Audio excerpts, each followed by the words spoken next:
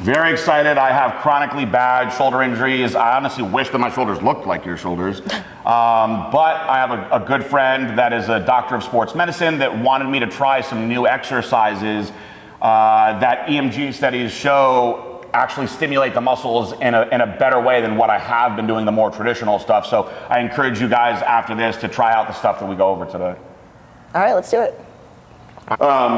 So the first thing we're going to do, we're going to start from the back and work our way forward. I always like to do that for shoulders anyway.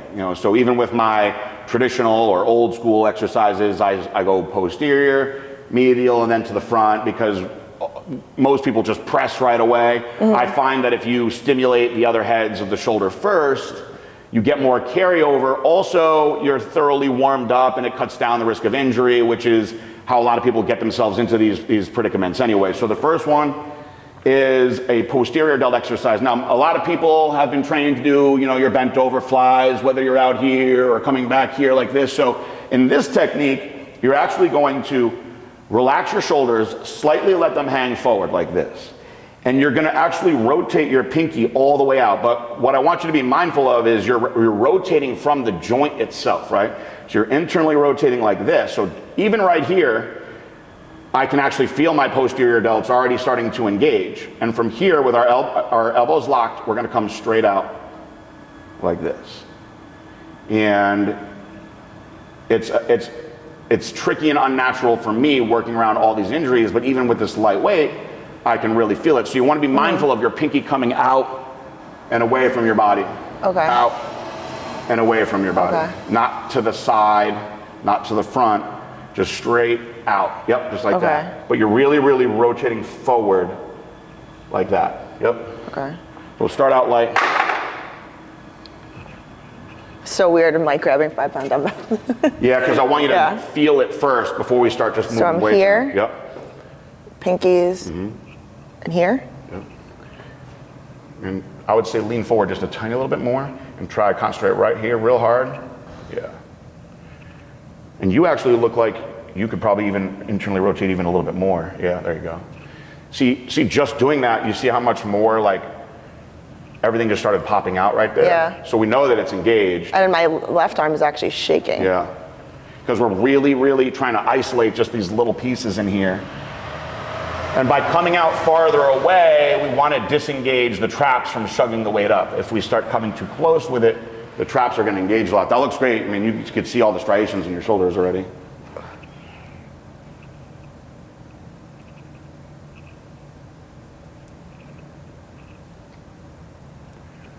So I like to train more of like a progressive overload style. So I never just pick a weight and say, oh, I'm going to do this 10 times. But what I try to do is fail somewhere in like a 10 to 15 rep range. So if I start out and 15 is really easy, I'll just keep on going for a while. Mm-hmm. And then I know, okay, I got to go higher on the next one. But if I pick a weight where I'm starting to get sloppy and I can't get 10, then I back off. But the idea is to work up to that. Okay. I don't really believe in failure training where somebody is moving their weight for you. That's become very popular. Okay. These 2 sets till failure, resting, pausing, having somebody else do it. To me, failure is when I can't complete a rep on my own without really using body English. To me, that's when I stop. So there's a lot of debate on which way is right. I actually like to train. So I would rather do more sets and be in here than, I'm just going to do 2 crazy sets and be out in a fast amount of time. That's not mentally satisfying for me either. Yeah, so that makes sense. All right. So remember, arms fully straight, come out. That weight actually feels a lot better. I mean, your shoulders look amazing. And I feel so tiny.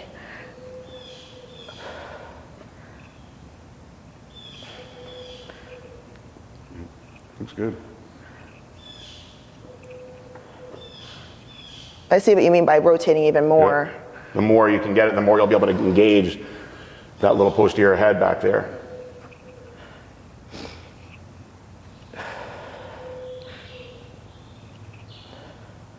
I mean, your shoulders are really lean, so you can see all the fibers popping out. It's cool. Yeah, that felt a lot better than the 5s. I have such chronic injuries that I do a lot of stuff like, somebody sent me this chaos ball, right? So before I train, It looks deflated. even it's got water in it. So even to just for everything I do all sorts of rotations, everything, because if I don't do all that, simple motions are like crack, snap, pop, pop, like the whole time. So I come in 20, 30 minutes early and I do all sorts of, I have the time to do it. Right. Now, I wish that when I was younger, I took more time to do a lot of the stuff that we're gonna do today, because I would just go in and be like, how heavy am I gonna press today? Right. And I beat myself up real bad, and I believe that's why I have a lot of the injuries that I have. We're gonna do 4 sets of these. Okay.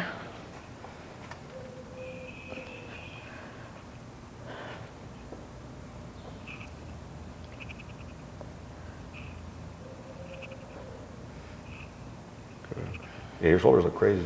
I would kill to have shoulders like that. Body dysmorphia, right? Yeah. I know, and they're so small compared to what they used to be. It's how I am. People, for me too, because the rest of me has stayed kind of big. So for years on my videos, the comments are, oh, you got to do more shoulders, you got to do more laterals. I'm like, man, go look at old pictures of me and my shoulders were enormous. It's just all the atrophy from the injuries and everything else. It's funny, I actually like watching myself do this, it looks like the front is like disengaged. I mean, And you the have, back is- you can tell that you're powerful because you have really developed anterior delts anyway, which Yeah. is, honestly, it's even better for you to be training like this anyway, because I would want everything else to be fatigued before you get to the presses. Right. That way now your anterior delt's really doing what you want it to do, and everything else is going to keep on carrying over, because Right. if you fry those, your anterior delts are probably so strong that if you fry them out, it probably takes away from the rest of your workout. Right. So by putting them in towards the end, I think overall development, you'll see more roundness and cap come out. So when we look into the different parts of the muscle, anterior, like if you look up the Latin origins for like these words, anterior is front, medial is middle, and posterior is the back. And so, it's like in your legs, you've got your anterior tibialis, it's the muscle in the front of the bone versus your posterior. So when we do shoulders, I really like the shoulder is a very delicate area. So to hit these individual heads and really focus on building them, it will give so much more of a 3D rounder popping look to the shoulder, because Right. when you have a very developed posterior delt, it makes your waist look smaller, it makes you look way broader in the shoulders. Most people develop the anterior delt in the front very easily because it's involved in so many motions, all your pressing motions, even moving around all day, you're stimulating this a lot. Right.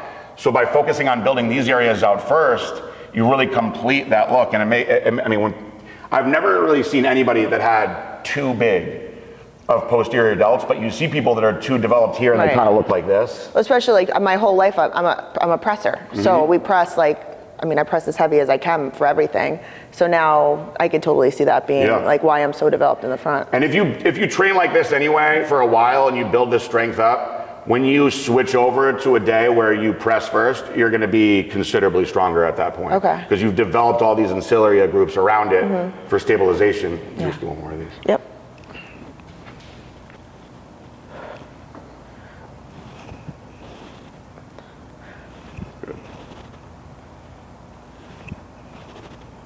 The first set definitely felt weird. It doesn't feel as weird now. Yeah, it looks good. Just try to keep your arms as straight as possible. Yep. There you go.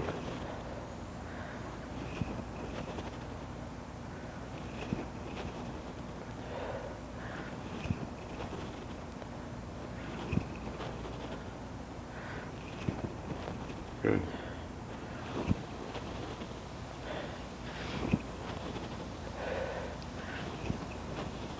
Great. All right, now we're going to move on to the medial delt, the middle head, right? So you'll probably be around the same strength here. I find this one to actually be a lot more awkward. But my first time doing it last week, I was very, very sore afterwards. So normally, most people you see when they do their lateral raises, they start either by their sides or in front of themselves, and it's kind of like you come out like this. So what we're going to do here to really stimulate this medial head is, the first thing you're going to do, lock your posture in, lift your chest up, and you're actually going to flare your lats out. right? So once you get your lats flared, where your arms sit on your lats, there's already tension here now on the medial delt, just holding it here. So we're gonna start here in this already tense position, thumbs all the way out, and we're gonna come out like this, not totally perpendicular. No, you look like you're a little bit in You're front. actually just a little bit in front. And you're gonna come back down to where you feel it start to touch your lats again, and then back up again. So it's constant tension like this, right on the medial head. So there's no rest. No rest. Okay. You're gonna feel it a lot because these exercises that we do, these lateral exercises, there is a lot of trap involved and rotator cuff also. And I used to try to do them more advanced. Actually, my buddy who's a doctor, he would have his students, he's a professor, lay on their side and do them. And he was like, great exercise, but still a lot of rotator cuff. So this is a more advanced thing to add in now to try to see if you can stimulate that medial head growth more, which I think you're gonna feel it a lot. So first thing you're gonna do is okay, so don't laugh, but I have a really hard time figuring out how to flare my okay. You basically are just gonna, like, if you're slouched like this, you're exaggerating your posture up to like make yourself as wide as possible. Okay, Yep. I think I see it. Okay. Yep. So then you go from there out like this. Yep. But as soon as you start to feel your lats touching in here, okay, come back up again. And come up a little higher. There you go. Oh, okay, I feel that. So this left arm you're really rotating out. I would keep it right there. Okay. Yep. There you go. And now, honestly, you can see right here, really firing out. Yeah, I do see that. Yep. Now that you said that. Same thing with these two, we want to go in like a 10 to 15 failure range. So if you're getting to 15 and you feel like you can keep going, then I would say let's try a little bit more weight. We don't want to go so heavy that you have to shrug it up because that defeats the purpose of what we're trying to do. Yeah, you could see that. Come. You could see that head pop out. I don't think I ever noticed that before. Yeah, I was like, I'll tell you what, like when I finished that workout, I felt really good. I felt like there was a lot of blood in there. And then that night I was like, damn, I'm really sore. Okay. Like I must have not been hitting that area.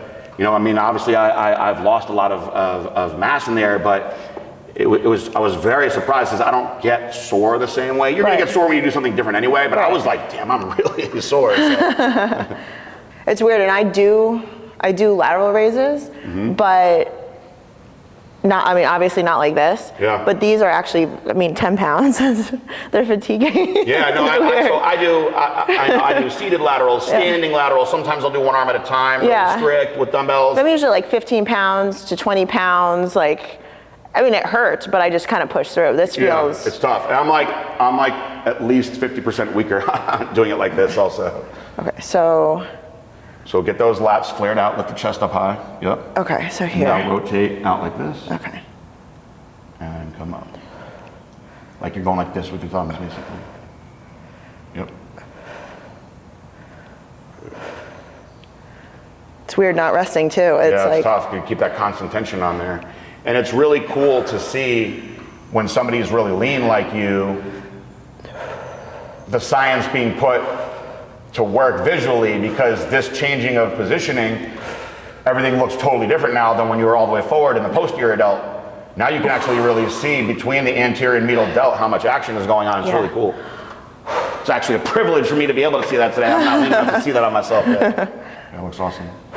Much more on like the fourth set. Like I saw it on the first, but I see a lot more now.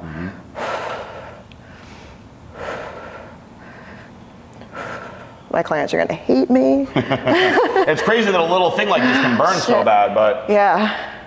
So now, no injuries at all. I would say definitely try it with a free weight with a barbell. Injuries and learning how to do it for the first time, I think Smith machine is ideal. So the anterior delt, its primary function really is lifting your arm over your head like this, right? So all of the pressing that we do, military presses, dumbbell presses, we're actually completely shortening that motion. And now there's a lot of risk of internal, external rotation, which a lot of injuries come from. So this variation of this press, we're gonna press here on the Smith machine from here. So the anterior delt is in a full stretch all the way up. Okay. That's a much farther, but also a safer range of motion. And so what we're gonna do is you're gonna line yourself in here. And I just think that the Smith machine, you know, yes, you can try this with a barbell, of course, but while learning the first few times, it's ideal because, you know, you wanna make sure you cut the risk of injury out. So you're gonna hold it pretty close, okay? And your elbows are gonna stay folded in the whole time. So there's gonna be no flaring of the elbows. We want the elbows to be folded in front of you. Now, I typically, just all these years, have stayed away from wrapping my thumbs around the bar, but you know, it's definitely safer to keep your thumbs around the bar. All right, so one of the things that's different about this type of press versus a chest incline press is when I have people doing the chest incline press, I actually want them to really elevate their chest, arch up. Okay. This, we're actually gonna avoid that. We're gonna keep the back flat Okay, and happy stable you said on that. here. Firm base, and your elbows are gonna stay in, and you're gonna press up like this. Elbows down, in, down, like this. They stay in front of you, stacked in front of you, and you're gonna feel it the whole way pushing through here in the anterior delt. So, Almost looks like a hex press. yeah. Or you do it with both dumbbells, you know what I mean? It is similar to like when people do landmines, things like that. It's just, and I'm not opposed to the military variation, which is a great way to do it. This is just a safer way to do it. Okay, so I'm coming down here. Yep, keep your elbows in as much as you can.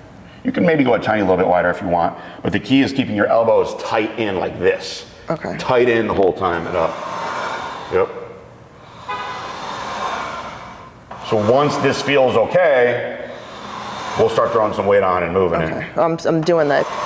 I'm so used to pushing my chest out. Yeah. I could like feel it. Because once you start incorporating that elevation of your chest, now Right. the chest muscles are going to be coming into play more. This actually keeps it loaded on the anterior delt like this. I think I feel okay. Is that okay? Yeah. It looks good? Yeah. All right, let's put a little weight on. That's right. What do you want to try? I want to say 10s, but is that overzealous? No, let's do 10 first. Okay. I mean, we're going to do 4 sets, so we're going to keep working up. So Okay, you got it. elbows, concentrating on keeping them tight, and it's up like this. Yep. Right about there? It's crazy how bad I want to push my chest out. But I'm happy you said that because I'm We're aware going to of keep it it. all right on the anterior delt. Good. It's crazy. It doesn't feel heavy, but I do feel like I'm shaking. Yeah, you'll be able to move a little more weight on this. Yeah. We'll work our way up. And just let those elbows come straight down.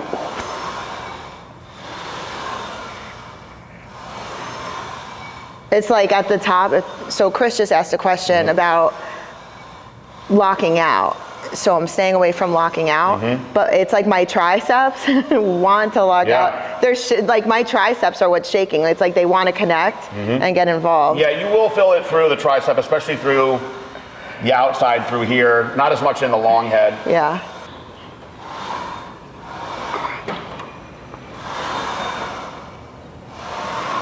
Good.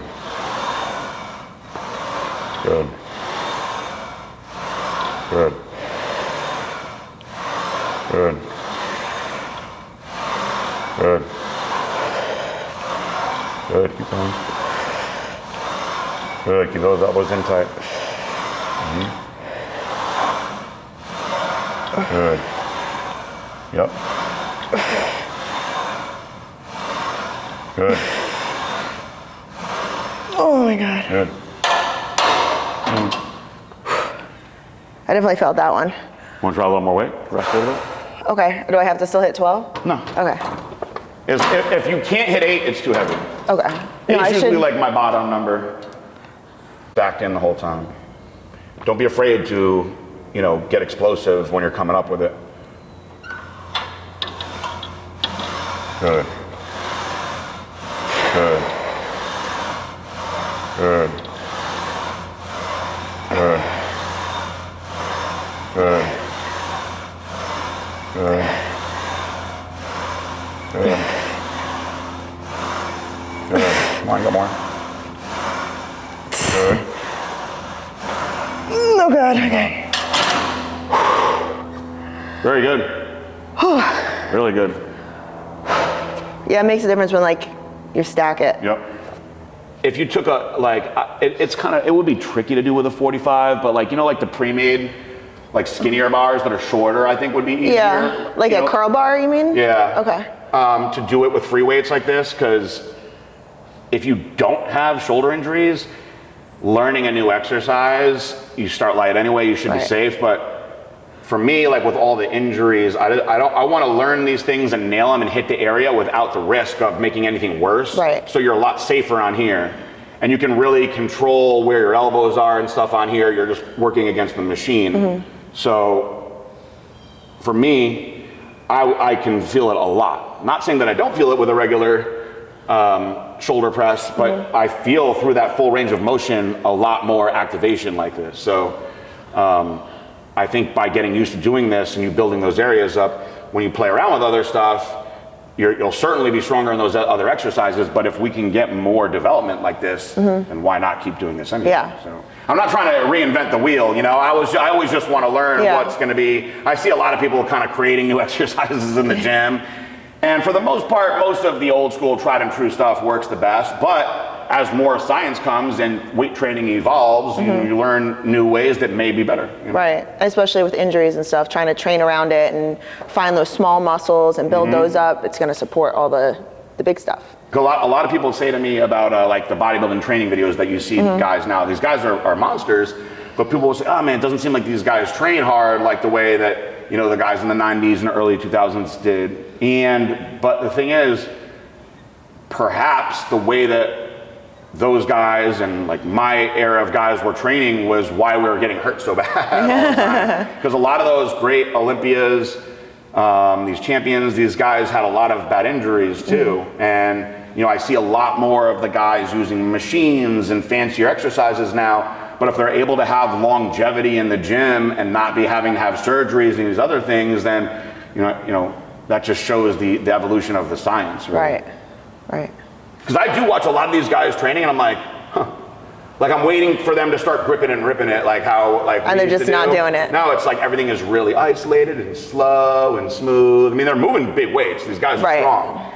It's just you don't see a lot of the guys, you know, doing the kind of basic ass stuff that you saw like Arnold and Dorian Yates and Ronnie Coleman doing. But then Arnold is still in great shape, but if you look at Dorian, he had a lot of really bad muscle tears. Ronnie can't even walk. You know, so you know, it's something to be said about that, you know, on the longevity side of things. Yeah, and that's what's most important now. One more? Try this one more time. All right.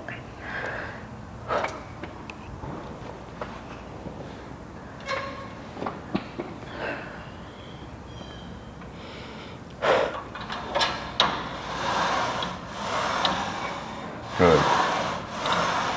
Good. Good.